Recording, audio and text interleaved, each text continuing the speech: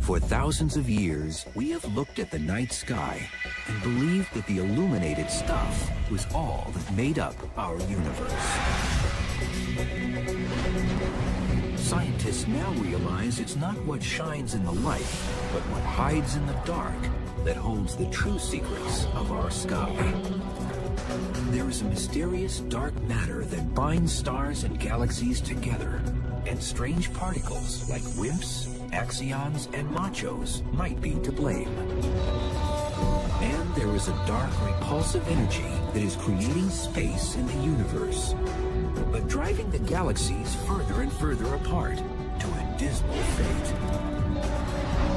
Combined, dark matter and dark energy make up 96% of the universe. And uncovering their secrets is like making the one-in-a-million shot. If uncovered, the ultimate fate of the universe might be revealed. Will it crash and burn in a horrific collision of gravitational forces? Or will dark energy tear the universe apart? The betting is the universe will die in ice. Understanding these two quantities, dark matter and dark energy, is really fundamental to understanding the universe. This is a trip to the dark side of the universe. This is the hunt for dark matter and dark energy.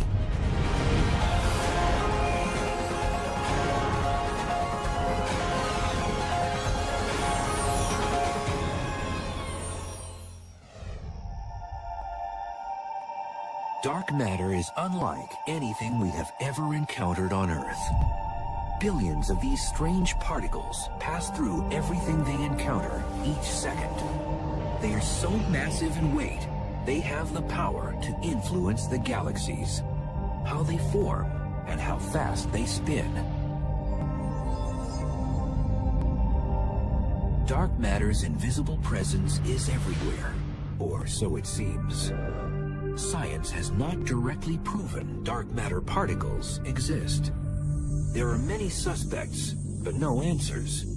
And observing something you can't see isn't easy. It doesn't emit light and it doesn't absorb light. It doesn't interact with light at all.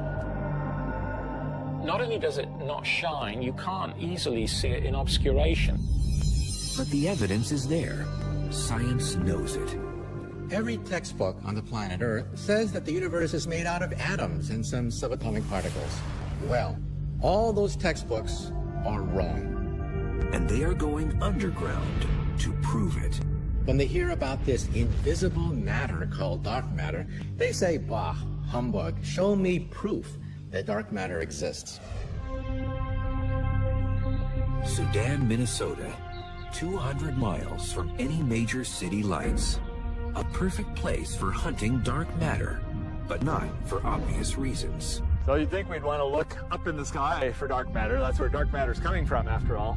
But instead, we're going to don our helmets and we're going to walk down into this mine.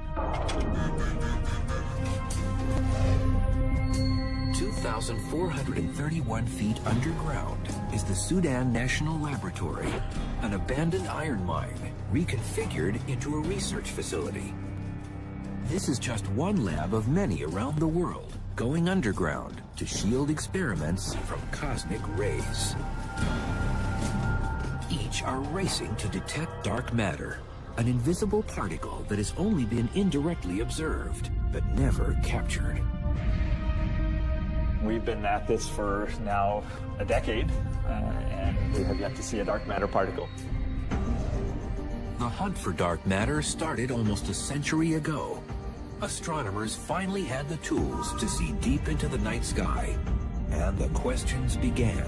So it wasn't until the 1920s that the technology developed well enough so that we could take little fuzzy patches that people had noticed in their telescopes and resolve them and figure out what they are.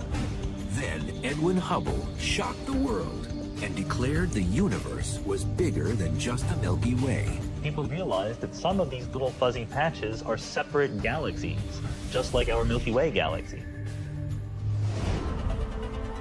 As astronomers discovered new galaxies, Caltech professor Fritz Zwicky looked up to the neighboring Coma cluster of galaxies and observed something strange. When he measured what the motions were in the Coma cluster of galaxies, he got an estimate for how much mass there was in that cluster. And he compared it to how much mass you could actually see by looking at the galaxies. Something didn't add up. The galaxies were moving too fast within the cluster for the amount of illuminated stuff he could see. By his calculations, there should have been 160 times more illuminated mass to account for the random speeds of galaxies in the cluster. Something else was affecting their motions. But what was it?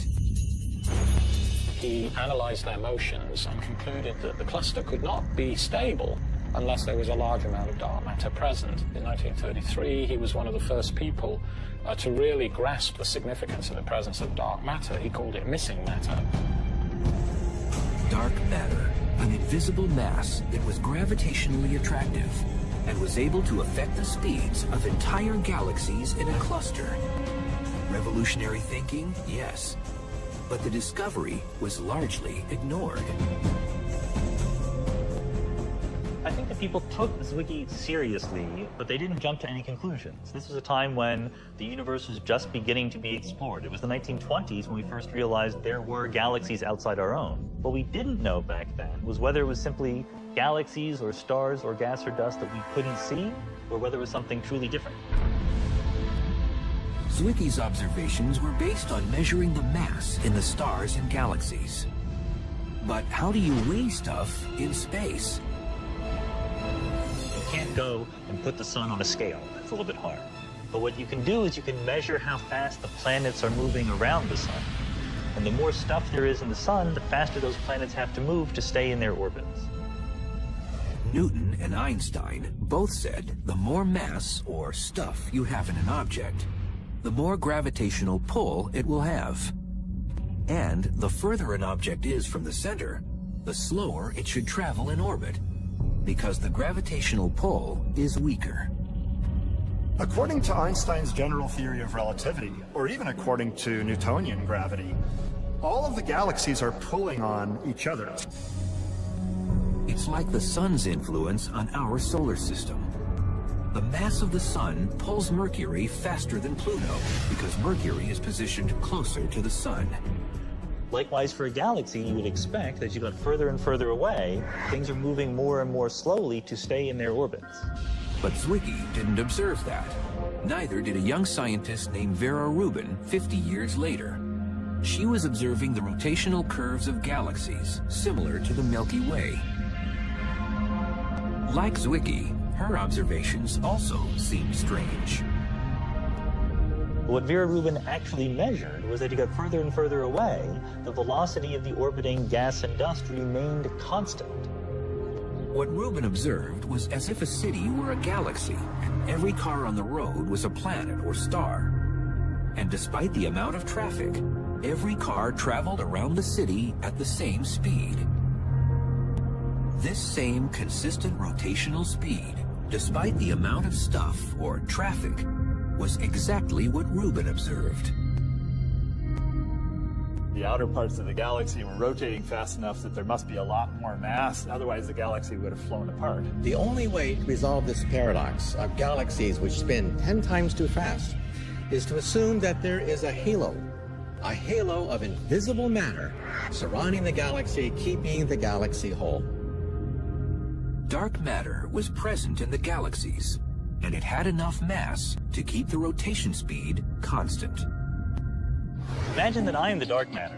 This ball is a star, orbiting me because my gravitational force is keeping it in place. But even if you couldn't see me, you would know that there must be something here, otherwise the star would just zoom off in a straight line. There must be something causing that gravity, and that's how we know that there must be dark matter.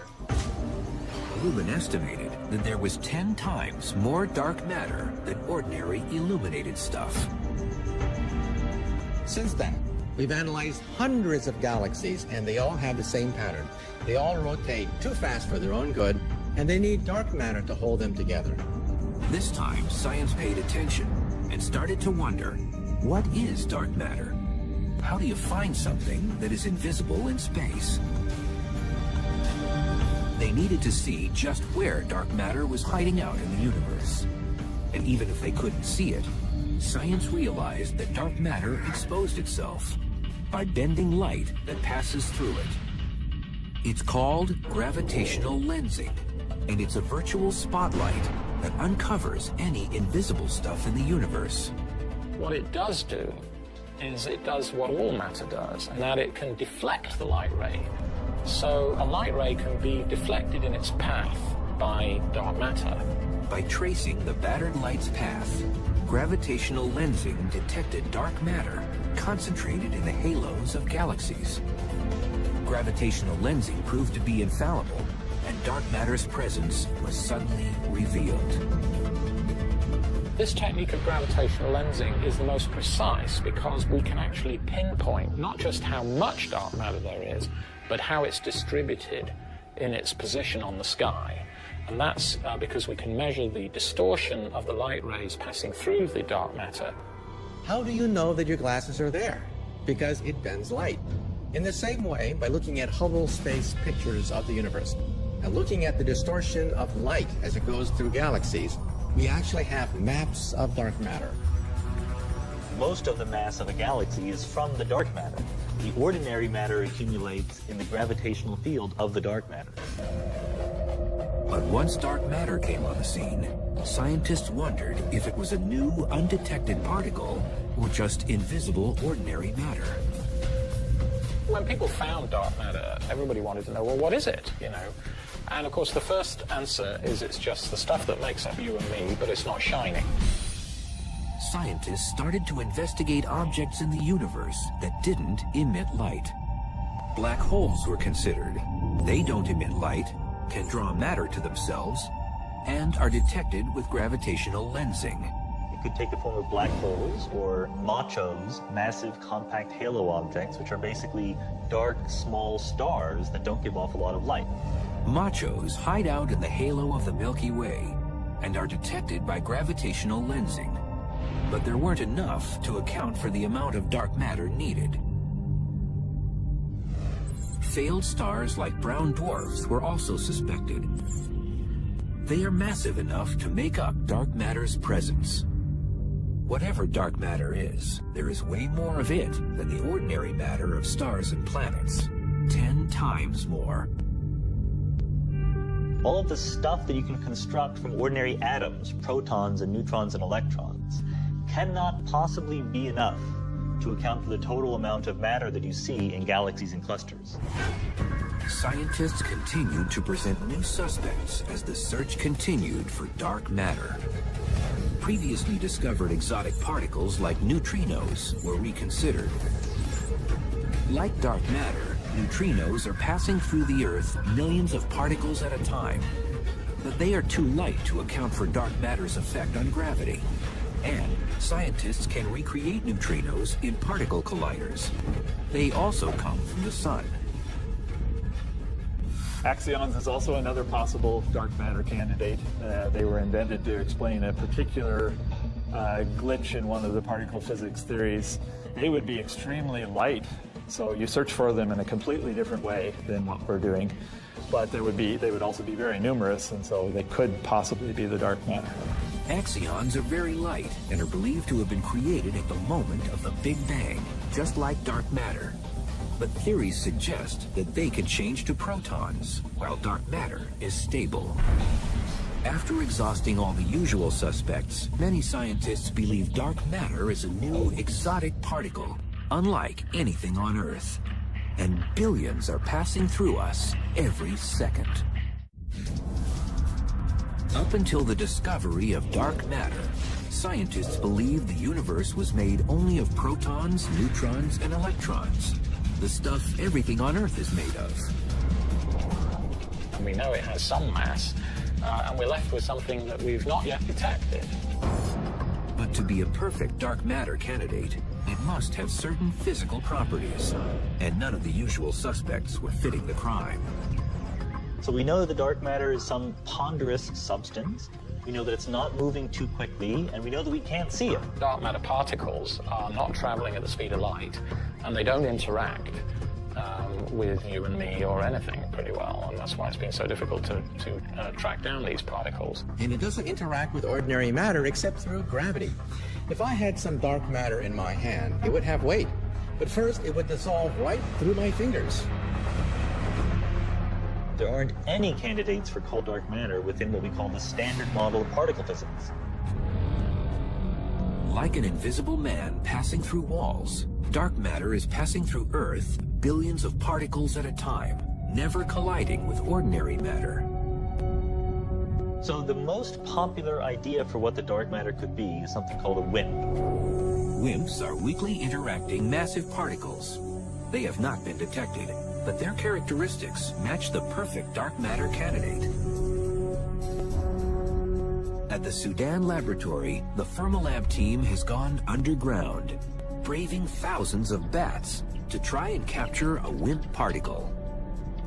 This is called the Cryogenic Dark Matter Search.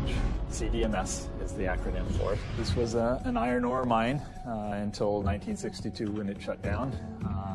We're half a mile underground. Fermilab has designed a machine that at sub-zero temperatures can detect a dark matter particle passing through it. And its sensor is made of germanium, a dense metal jam-packed with atoms. It's a very pure block of germanium. It's got on the surface of it a pattern of tiny little thermometers, basically, that are able to detect when a particle passes through this hockey puck-sized chunk of germanium. Dark matter is streaming right through us right now without doing anything. Very occasionally, it will bump into the nucleus of an atom, and that's the signature that we're hoping to see. To get a clean dark matter hit, Fermilab needed to filter out junk from space. We would get so many particles that it would be really trying to sift a needle in a haystack. Fermilab's experiment picks up all matter that passes through this detector. The less junk in the air, the easier it will be to detect a dark matter particle. Because dark matter doesn't interact easily with regular protons and electrons, Fermilab has frozen the germanium pucks to near sub-zero temperatures. If a dark matter particle comes through and hits a nucleus, it will actually change the temperature of the crystal very slightly. And so we're looking for that tiny change in temperature in the crystal to signal that a dark matter particle has passed by. 16 germanium pucks sit in a chamber inside a clean room. So we're suited up. We're about to go into the experimental room. It's a class 10,000 clean room. That's why we're all suited up, so we don't carry in any dust, because that would cause a background for the experiment. So let's go inside. So we have scintillation counters that are catching any cosmic ray particles that get all the way down underground here. So right here is what keeps our experiment cold, that tiny little bit above absolute zero. This is a dilution refrigerator. Way inside here are the germanium and silicon detectors, so we're just waiting for a WIMP, a dark matter particle, to get down to this depth and hit one of those germanium and silicon crystals that's buried way inside all this shit. Fermilab has been visiting the mine for nearly 2 years, trying to capture dark matter. This is far harder than it sounds. Although billions of particles are passing through Earth at one time, it's a 1 in a million shot dark matter will interact with ordinary matter. Getting a dark matter particle to hit a germanium atom is like an archer trying to hit a bullseye when the target is a mile away. All these green lights indicate particles passing through the germanium and silicon detectors that we saw downstairs. These are almost certainly all background particles, but maybe it's buried in there someplace as a WIMP. But we won't know until we analyze the data. Hunting dark matter is tedious. Each day, the Fermilab team reports to the underground lab, analyzes data, and perfects their ping-pong game while waiting for the one hit that will prove dark matter exists.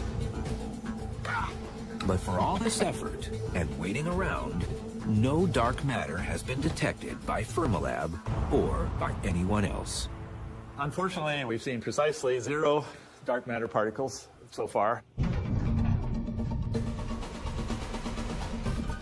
Any day now, we may have the announcement that physicists have captured dark matter in a bottle. We have a hypothesis. It certainly seems to explain the universe we live in, but the plain fact is we haven't yet detected this cold dark matter particle.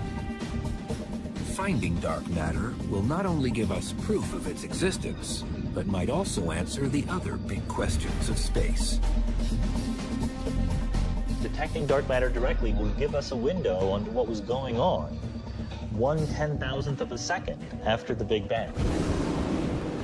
If scientists can discover what dark matter is, they might also discover how the universe behaved early in its life. Dark matter is not only a mysterious quantity in the universe, but also it's fundamental to why we're here, in fact. It would be difficult to form galaxies and hence, the solar system and hence life on Earth.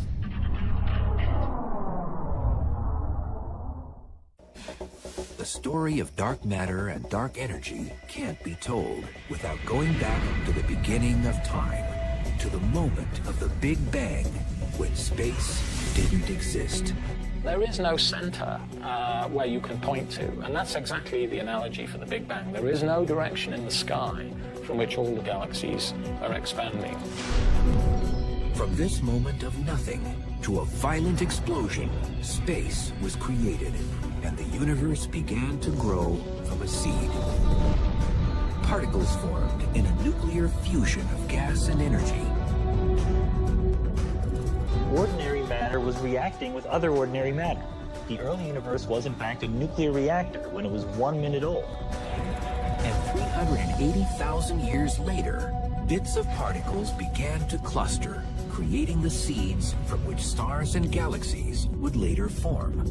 Bigger lumps grow to form yet bigger lumps, and so gravity is slowly pulling force, bringing objects together. What scientists now realize was that at the moment of the Big Bang, dark matter was created. And it played a critical role in helping ordinary matter clump together to form stars and planets. Like steel girders used on a building site, dark matter's slow-moving particles acted like scaffolding upon which ordinary matter could attach itself. We believe that because it's cold and doesn't interact very much, that dark matter was pulled together by gravity very slowly over time and actually formed the seeds around which normal matter coalesced into galaxies. It's like a cosmic web, like a spider's web, where there are strands of dark matter, and where these strands intersect, like a scaffolding pattern. So in a sense, the dark matter is the framework. It's providing the scaffolding for the shining galaxies that we can easily see. Are really like the Christmas tree lights. They're not the actual Christmas tree. They're the things that are visible from very, very far away. But the reality of a galaxy is a big halo, most of which you don't see. You see the shiny bits that are stars and planets that have accumulated at the center of that large halo, which is mostly dark matter. Scientists have long wondered why galaxies formed in seemingly random patterns across space. Now scientists know it's because of dark matter's gravitational pull. The universe is not uniform at all, but has voids, it has clumps, it seems to have bubble-like regions. What we now believe is due to dark matter. In the last year, astronomers have been able to take their theory one step further and create a detailed 3D map of dark matter in the universe using gravitational lensing. And Einstein said that gravity affects everything, just like gravity is caused by everything. So one of the things that is affected by gravity is light itself. Because when light goes through dark matter, it bends, just the way light bends when it goes through glass. And light doesn't discriminate between ordinary matter and dark. Both types of matter batter light's path as it travels through galaxies. In a course on a map, astronomers have traced thousands of light sources as they pass through dark matter. It has given science the most accurate picture yet of where dark matter hides in space. We can compare that map of the dark matter with where the galaxies are. And lo and behold, we find with where the galaxies are. And lo and behold, we find that the dark matter is acting as the skeleton. It is the backbone around which the visible material is clumping. By mapping the universe, astronomers can also look back in time and predict how much matter was created in the Big Bang. So if you know how lumpy the universe appears now, and when it was half its current size, when it was half its current size before that, you can infer the total amount of stuff in the universe. It gives us another very nice way of matching onto what we believe is the total amount of dark matter. It's estimated dark matter makes up 23% of the universe, while ordinary matter makes up only 4%. You need a lot of dark matter to account for the total amount of gravity that exists in these clusters and galaxies. But what makes up the final 73% of the universe? Scientists were shocked to discover a new mysterious dark energy was dominating space. And its repulsive energy is driving the galaxies apart.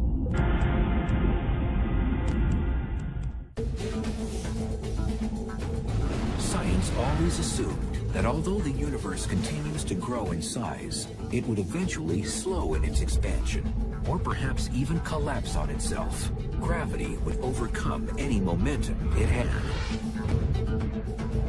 But while measuring the expansion history of the universe, scientists were shocked to realize that the universe wasn't slowing down, it was speeding up. And a grim fate awaited any living thing. The universe will disintegrate, and temperatures will become so cold that any intelligent life will freeze to death. From the moment the Big Bang created the universe, space has been expanding and never stopping, carrying galaxies along for the ride. The space in between the galaxies is expanding. But galaxies are not expanding. The Earth is not expanding. The solar system is not expanding. Edwin Hubble first discovered galaxies were moving away from the Milky Way in 1929 by realizing the more distant galaxies move faster away from us than the nearby ones. He realized he could measure their velocities by studying their wavelengths through a prism. It's called measuring the redshift and is still used to measure distances in space. And he found that, in fact, the greater the distance of a galaxy right now, the greater the speed with which it's moving away from us. That is, the greater its redshift. A few years ago, astronomers decided to use redshift measurements to measure the expansion history of the universe. But how do you measure the entire expansion history of the universe?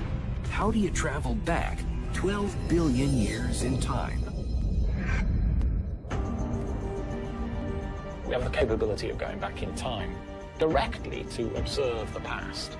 So much in the same way as a geologist, looks at layers in the Grand Canyon, and as he goes down into lower and lower layers, looking back in history. If you look at progressively more distant galaxies, you're looking at them as they were at progressively greater times in the past. To measure expansion history, scientists used Type 1a supernovas as their standard candle. One example of a standard candle might be a 100-watt light bulb. You could have a bunch of these things sitting around in your room at different distances from you. Then the more distant ones will appear fainter, and the more nearby ones will appear brighter. Type 1a supernovas are always consistently brilliant, no matter where they occur in space. A supernova is the colossal explosion of a star at the end of its life. It just goes kabam! And it occurs when a dying star known as a white dwarf goes through a nuclear runaway and just literally blows itself to smithereens. We find the Type 1a supernovae in very distant galaxies, so they look really faint, and then we compare them with Type 1a supernovae in nearby galaxies whose distances were measured using Cepheid variables or some other technique. Using these Type 1a supernovas, two different teams set out in the 1990s to measure the deceleration rate of the universe. But to capture supernovas as they occur, astronomers had to put the universe on surveillance. You can compare this a little bit to perhaps surveying a casino. So all these cameras are on all the time, and most of the time they don't find much of anything interesting. But occasionally they find what they're looking for. You have to look at lots of galaxies. So what we did is we took large telescopes with cameras that have wide fields of view, about as wide as, say, the width of the full moon. And we took many snapshots of space using this wide field camera. And each snapshot contains tens of thousands of galaxies. And by comparing the apparent brightness of the distant Type 1As with those of the nearby Type 1As in nearby galaxies, we can get the distance of the distant galaxies and hence the amount of time that we're looking back in the history of the universe.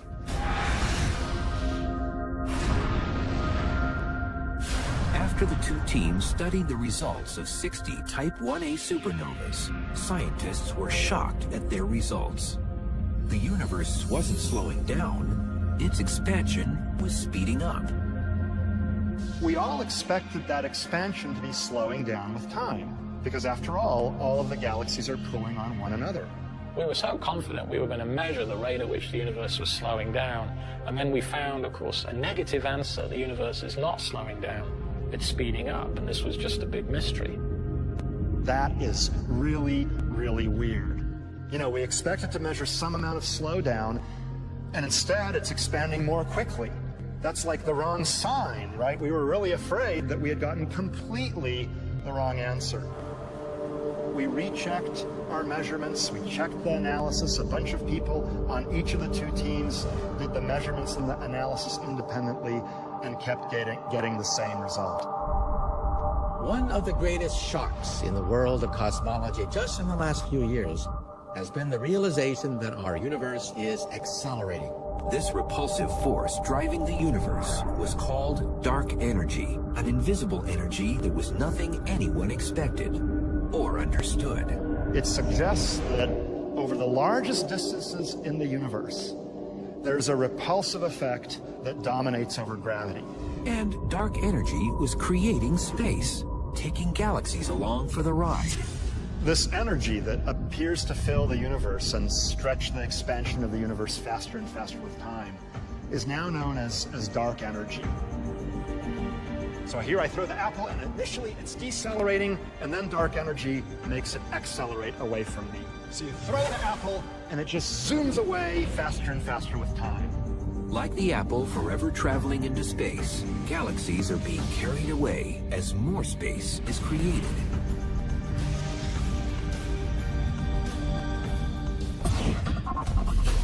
So if you could imagine, a classroom populated by chairs, and those chairs are slowly getting further apart from one another within a classroom. Because if all the chairs are being stretched apart, like in the expanding universe, no matter which chair you sit on, you will find all chairs are moving away from you.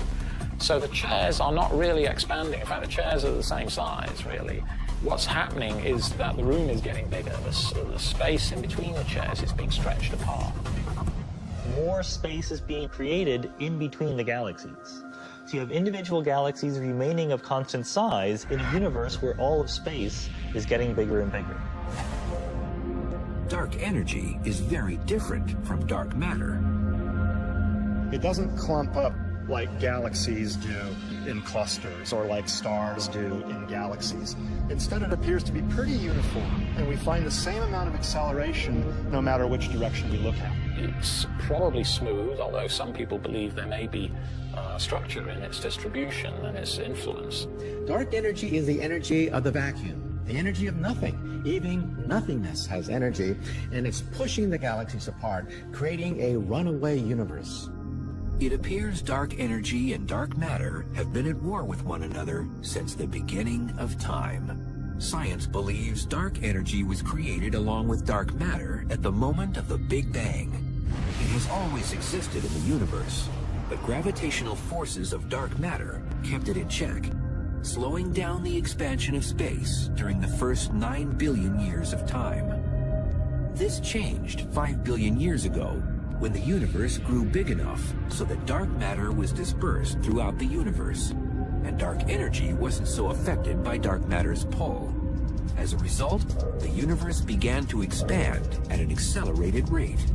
Dark energy is a constant term. That was probably very insignificant when the universe was hot and dense in the beginning.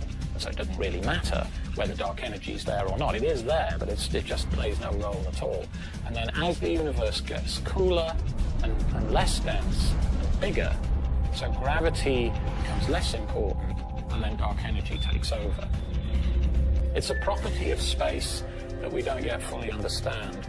As the universe expanded, astronomers realized dark energy won its struggle with dark matter and started the acceleration 5 billion years ago.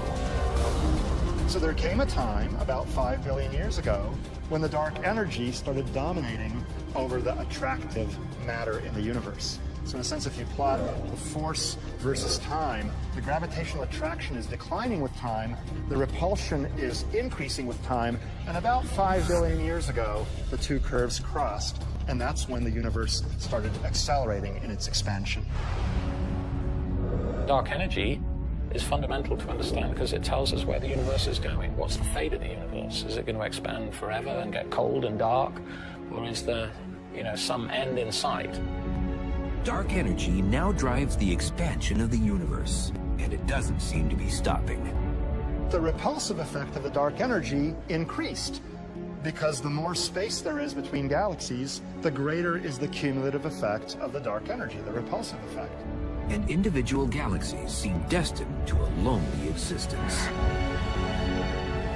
So it looks as if this is the end of everything.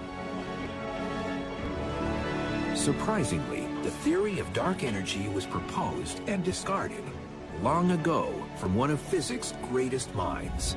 He called it his biggest blunder.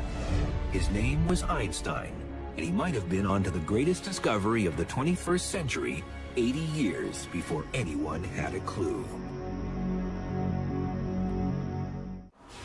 Science now understands that dark energy is creating and expanding space. But in the early 20th century, astronomers believed the universe was only as big as the Milky Way and would never grow in size.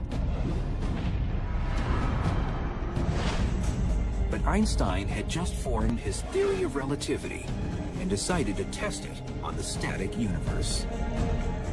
But as hard as Einstein tried, he could not balance his equation to equal a static universe. His calculations showed a universe that must either expand or contract. He realized that if you had a universe that was smooth, that was uniformly distributed with stuff, his theory unambiguously predicted that it should either be expanding or contracting. So Einstein proposed a repulsive vacuum energy that would hold the universe in balance with attractive gravity. He called it his cosmological constant, a constant energy that would hold the universe in balance. He introduced the cosmological constant, or dark energy, to hold the universe static. When Hubble announced space was expanding, suddenly Einstein's cosmological constant seemed irrelevant, and he labeled it his biggest blunder. Now it turns out that dark energy, the concept that he threw away back in the 1920s, is in fact the dominant force blowing the universe apart. Einstein's so-called blunder will eventually determine whether or not the universe dies in fire or ice. And the betting is the universe will die in ice. In trying to survey how the universe behaves, Einstein had erroneously predicted dark energy and what is the total makeup of the universe. The total amount of stuff in ordinary matter and dark matter is not enough to account for the curvature of space that we observe.